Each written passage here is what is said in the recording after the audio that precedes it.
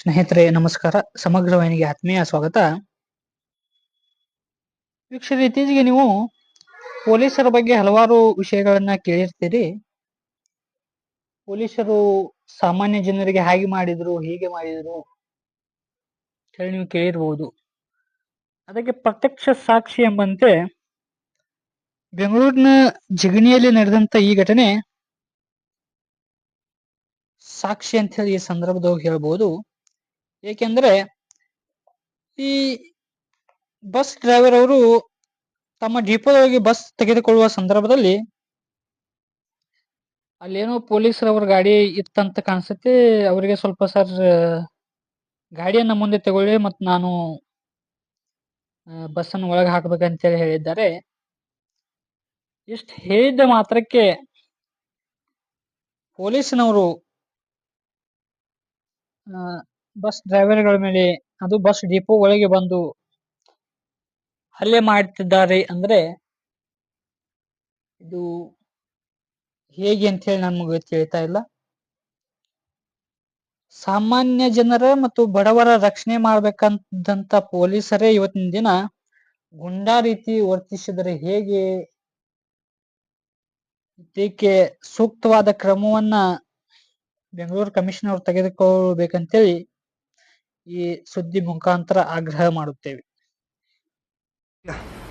ಮಾತಾಡೀಗ police ಆದ್ರೆ ಎದ್ಕೊಂಡ್ಬಿಡ್ಬೇಕಾ?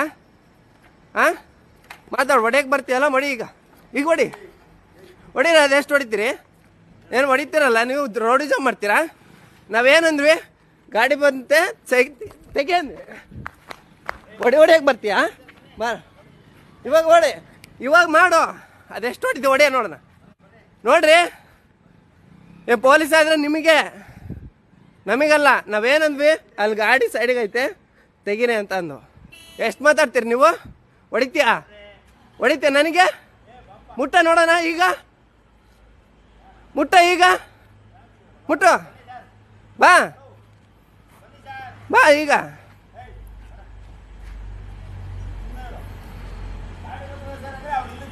ನಾಲ್ಕೈದು ಗಾಡಿ ಬರ್ತೇವೆ, ಸ್ವಲ್ಪ ಹಿಂದಕ್ಕೆ ತಗೊಳ್ರಿ ಸರ್ ಅಂತ ಅಂದ್ರೆ ನೀವು ನನಗೆ ಹೊಡೆಯಕ್ಕೆ ಬರ್ತೀರಾ?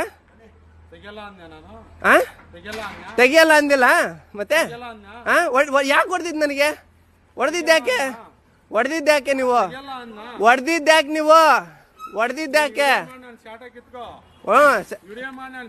ಶಾಟ ಗೀಟ ಏನು ಬೇಡ, ಮುಟ್ಟು ಬಾರ. ಸೂಳ ಮಗನ ಅಂತೀಯ ನನ್ನ ಮಗನ. ನಿನ್ ಮೇಲೆ ಕಂಪ್ಲೇಂಟ್ ಕೊಡ್ಲಿಲ್ಲ ಅಂದ್ರೆ ನಾನು ಬಾ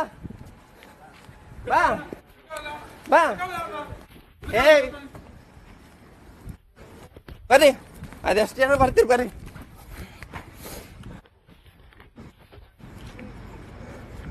ಅದೆಷ್ಟು ಜನ ಬರ್ತೀರಿ ಬರ್ರಿ.